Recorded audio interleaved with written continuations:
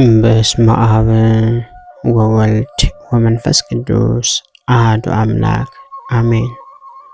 እንኳን በነሐሴ 12 ቀን ታስበውና ተከብረው ለሚውሉ ለቅዱሳን በዓላት እንዲሁም ለሊቀ መላእክት ቅዱስ ሚካኤል ዓመታዊ መታሰቢያ በዓል በሰላም አደረሳችሁ አደረሰን።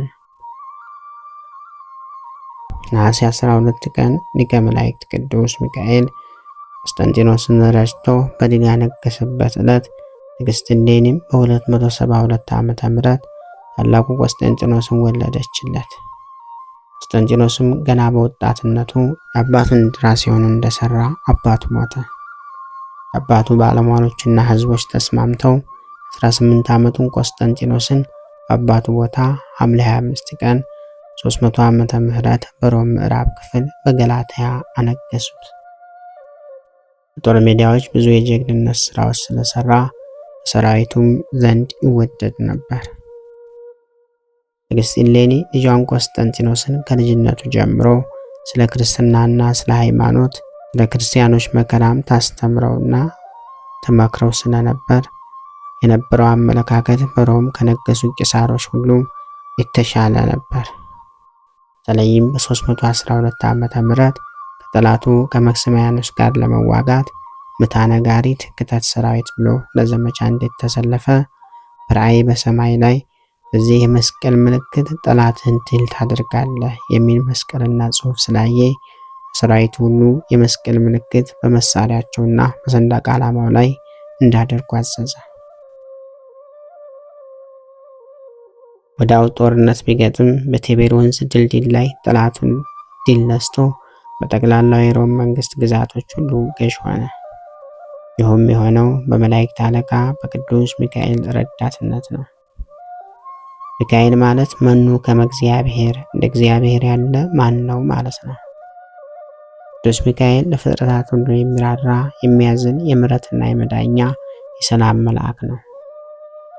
በዚያም ዘመን ስለ ሕዝብህ ልጆች የሚቆመው ታላቁ አለቃ ሚካኤል ይነሳል።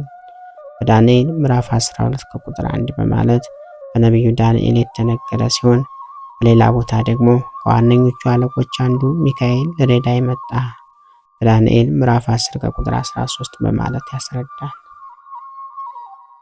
በድርሳነ ሩፋኤል ላይ እንደተገለጸው 7 ሊቃነ መላእክት ቢኖሩም አለቃቸው ቅዱስ ሚካኤል ነው። ቅዱስ ሚካኤል አርምሞ ትዕግስትን የሚወድ መልአክ ነው። የመላእክት አለቃ ቅዱስ ሚካኤል ከዲያብሎስ ጋር በተከራከረ ጊዜ ስለ ሙሴ ሥጋ ሲነጋገር ጌታ ይገሥጽህ አለው እንጂ የስድብን ፍርድ ሊናገረው አልደፈረም። ቅዱስ ሚካኤል ከእግዚአብሔር የተሰጠው ኃይል ዲያብሎስን ድል የነሳ መልአክ ነው። በሰማይም ሰልፍ ሆነ። ሚካኤልና መላእክቱ ዘንዶውን ተዋጉ። ዘንዶም ከመላእክቱ ጋር ተዋጋ፣ አልቻላቸውም። ከዚያም ወዳ በሰማይ ስፍራ አልተገኘላቸውም። ዓለሙንም ሁሉ የሚያስተው ዲያብሎስና ሰይጣን የሚባለው ታላቁ ዘንዶ እርሱም የቀደመው እባብ ተጣለ፣ ወደ ምድርም ተጣለ። መላእክቱም ከእርሱ ጋር ተጣሉ። በራእየ ዮሐንስ ምዕራፍ 12 ከቁጥር 7 እስከ 9። ታላቁ ቆስጠንጢኖስ በመላእክት አለቃ በቅዱስ ሚካኤል ረዳትነት ጠላቶቹን ሁሉ ድል ነስቶ በጠቅላላው የሮም መንግስት ግዛቶች ሁሉ ገዥ ከሆነ በኋላ በ300 ዓመታት ውስጥ ለመጀመሪያ ጊዜ ለክርስቲያኖች የነጻነት አዋጅ አወጀ። ክርስትናም ብሔራዊ ሃይማኖት ተባለች። ንግሥት እሌኒም በተፈጠረላት አመች ሁኔታ በመጠቀም የጌታችንን መስቀል ከተቀበረበት ለማውጣት በ327 ዓመተ ምህረት ወደ ኢየሩሳሌም ሄደች። ንግሥት እሌኒ ልጇ ቆስጠንጢኖስ ክርስቲያን ከሆነላት ወደ ኢየሩሳሌም ሄዳ መስቀሉን ለመፈለግ እንዲሁም በኢየሩሳሌም ያሉ ቅዱሳት መካናትና አብያተ ክርስቲያናትን ለማነጽ ለእግዚአብሔር ተሳለች። ከዚህ በኋላ ቆስጠንጢኖስ አምኖ በ337 ዓመተ ምህረት ተጠመቀ። ቅድስት እሌኒ ወደ ኢየሩሳሌም ሄደች። ከእርሷም ጋር ብዙ ሰራዊቶች ነበሩ። ለልዑል እግዚአብሔር ክብር ምስጋና ይሁን። እኛንም በጸሎቱ የምንታመን ሁላችንም የመላእክት አለቃ የቅዱስ ሚካኤል ረድኤት በረከቱን ያሳድርብን፣ በጸሎቱም ይማረን። ክብር ምስጋና ይሁን እንደ አምላክ ለሚሆን ለአብ ለወልድ ለመንፈስ ቅዱስ ስም እስከ ዘለዓለሙ አሜን። ጌታ ሆይ ከብልጽግናቸው ብዛት የተነሳ ብዙ መባን ካገቡት ይልቅ የድሃይቱን አነስተኛ መባ እንደተቀበልክ ለሁል ጊዜ የሚያገለግልህን አላፍ መላእክት እያሳሰብኩ በችግሬ ጊዜ የማቀርብልህን ምስጋና ተቀበል።